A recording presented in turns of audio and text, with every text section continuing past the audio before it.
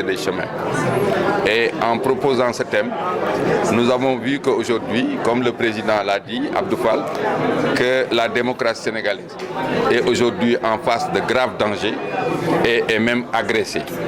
Et parmi les facteurs identifiés de danger, il y a les phénomènes de violence politique, mais aussi particulièrement les comportements au niveau des médias et en particulier des réseaux sociaux, qui sont utilisés aujourd'hui comme des instruments de délation, d'atteinte et d'attentat à l'honneur des personnes, et aussi un facteur de déstabilisation des institutions et du pays. Et de plus en plus, la question que le simple citoyen lambda sénégalais se pose, est-ce que la démocratie sénégalaise, dans ces conditions, peut aller de l'avant? Ou bien, est-ce que la démocratie sénégalaise n'est pas menacée de régression, compte tenu de ce qui se passe dans l'ensemble des pays, pour l'essentiel de la sous-région?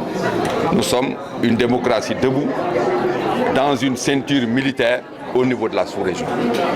Et c'est pour sensibiliser les Sénégalais devant cette situation et les appeler à la responsabilité, quand je parle des Sénégalais, y compris les acteurs politiques, les acteurs étatiques, y compris les citoyens, y compris la presse, y compris tout ce qui s'agite au niveau des réseaux sociaux, pour leur dire que, attention, notre pays est à la croisée des chemins.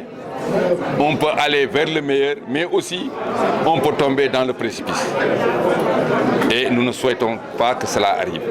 Voilà un peu, et nous avons invité de grands universitaires et aussi des hommes d'expérience qui ont eu à faire des exposés d'abord sur l'évolution et le contexte actuel de la démocratie sénégalaise, sur les médias et la démocratie, sur les réseaux sociaux et la démocratie, mais aussi et surtout sur les violences, en particulier les violences politiques.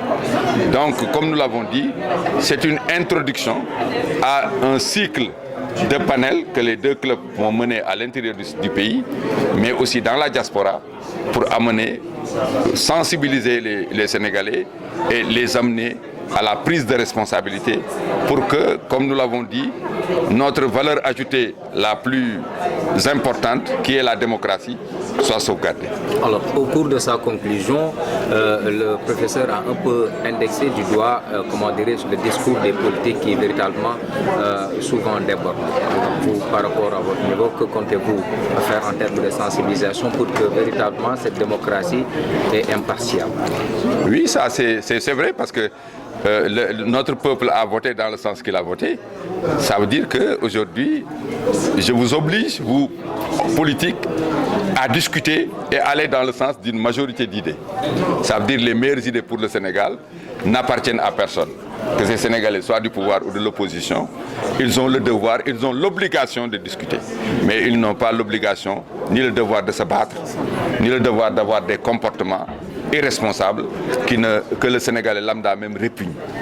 Voilà un peu le sens. Donc un appel à la responsabilité, un appel au dialogue, un appel à savoir que dans la conscience des Sénégalais, les choix sont multiples et le Sénégalais exprime son choix selon ce qu'il ressent.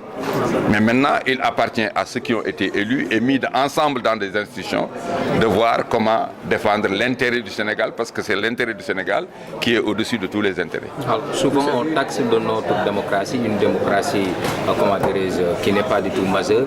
Et aujourd'hui, comment faire pour que notre démocratie en Afrique, ou bien autrement dit au Sénégal, qu'elle soit majeure? Parce que, comme vous l'avez dit, elle est agressée. Je vais te relayer. Oui. Je vais te relayer. Je vous en prie, allez-y. De démocratie majeure, en réalité, je n'en connais pas. Voilà, je n'en connais pas. Il y a des modes de gouvernement et chaque peuple a le droit de mettre en place les institutions qui lui pensent bonnes pour le développement d'abord humain et ensuite pour le développement économique de son pays.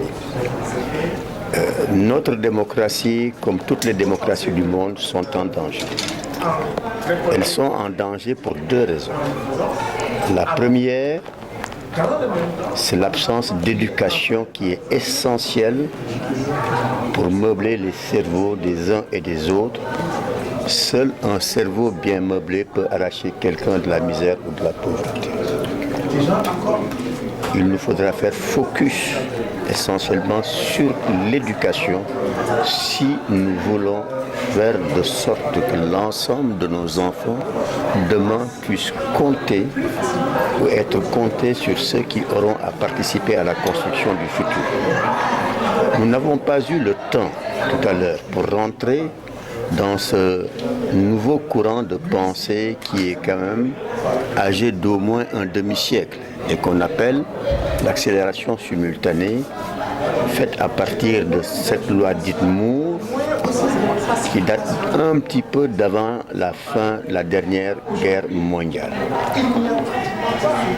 L'évolution de la technologie aujourd'hui, elle se fait de manière exponentielle parce que cet homme avait suggéré à un moment que l'on multiplie les puissances des ordinateurs par 2 tous les 2 ans. Vous humains, vous, comme le président Youssou, comme les différents chefs d'État, sont des hommes. Ils sont sur des trajectoires linéaires. Le linéaire ne peut pas rattraper l'exponentiel. Cela est impossible. Tout à l'heure, quand j'ai parlé de dissymétrie entre le rythme du changement technologique et la reconfiguration de nos sociétés, cette dissymétrie a provoqué un élément extrêmement important sur le marché et sa loi, qui aujourd'hui fait du monde ce qu'il veut. C'est ce marché qui a mis en place ces nouveaux mouvements sociaux qui sont gérés par des provocateurs d'émotions collectives. Comment faire pour les contenir?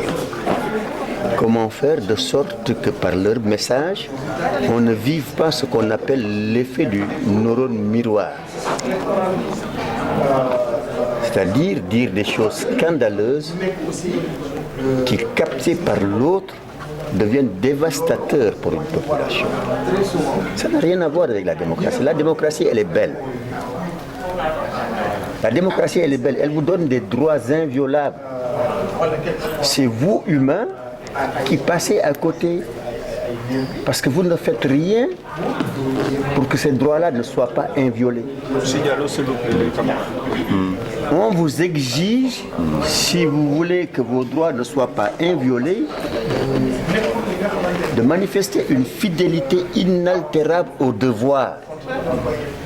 Votre premier devoir de citoyen, c'est respecter les autres comme vous vous respectez. C'est respecter les institutions de la République.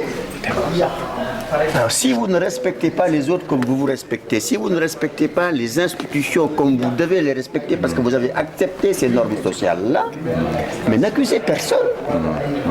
Donc commencez à repenser un petit peu la politesse, à repenser la morale, à repenser les principes du bon vivre ensemble.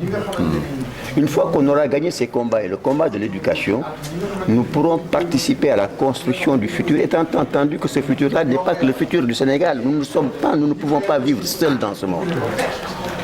Nous sommes dans une mondialisation. Le futur se construit de partout.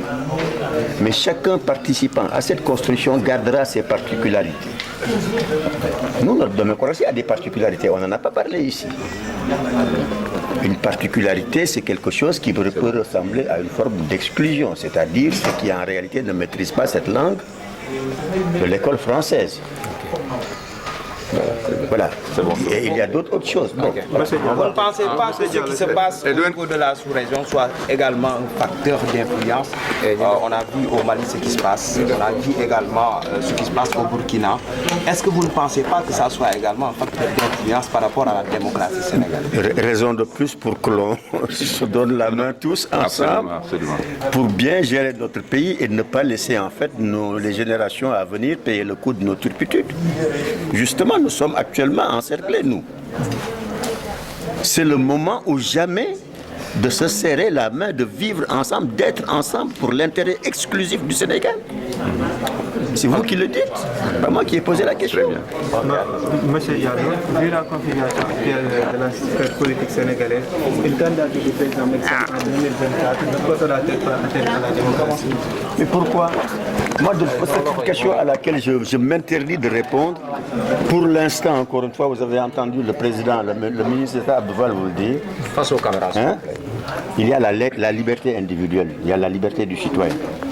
Hein? Le président Macky Sall n'a pas encore pris de décision, il n'a pas encore dit qu'il sera candidat. Et je ne vois pas qui pourrait lui dire que vous n'avez pas le droit d'être candidat. Mais après, c'est une institution de la République qui décidera de la validation d'une candidature. Ce n'est ni vous ni moi. C'est le Conseil constitutionnel qui décidera de qui pourra être candidat ou non. Mais bon Dieu de bon sens, faisons ce que nous savons nous faire, mais laissons le Conseil constitutionnel faire son travail si demain le problème se posait. Sa candidature, selon vous, n'est pas une menace? Mais de ce point de vue, je ne répondrai pas. Je ne suis ni juriste ni constitutionnaliste. C'est pas une menace à la démocratie. Non, il a répondu.